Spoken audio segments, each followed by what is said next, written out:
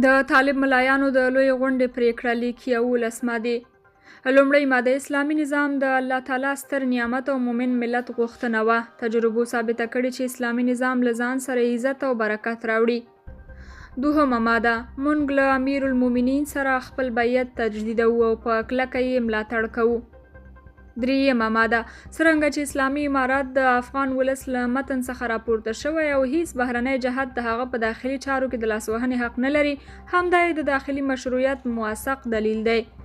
دغه راز یې په ټول هیواد کې سرتاسري امنیت تامین کړی دی. د قدرت جزیرې یې له منځه وړي. افغانستان او د سیمې نورو هیوادونو ته یې د ترهګرۍ د ورتګ مخنیوی کړی. څلورمه ماده موږ د اسلامي امارات له لوري د مخدره موادو قاچاق د مخنیوي په خاطر د صادر شوي پیغام په کلکه ملاتړ کوو. پنځمه ماده هیڅ چاته د اجازه نشته چې زموږ په خاوره کې مداخله وکړي.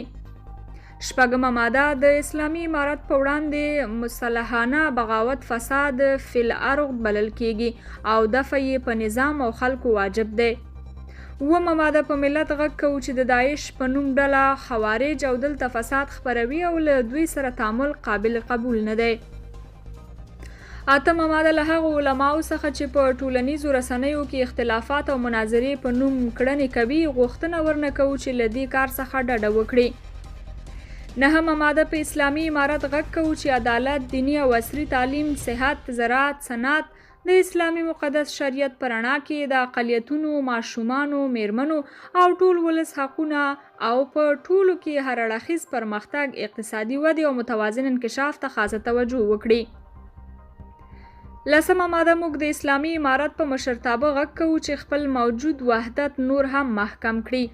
او په 11مه ماده کې وایي دا چې اسلامي امارت هیواد نه بهر ته تللو افغانانو د راوستلو پروژه پیل کړې، موږ یې کلک ملاتړ کوو او له هغوی څخه مو غوښتنه ده چې دا یو فرصت وبولي او راشئ. یادونه نه پکې د نړیوالو سره د تعامل او نه هم پکې د ښوونځیو د بیا پرانیستو خبره شوې. درنو کتونکو تاسو په دې اړه څه وایي؟ خپل نظریات مو راسره په همدې اړه کمنټ کې ولیکئ او د نورو ویډیوګانو لپاره چینل هم سبسکرایب کړئ.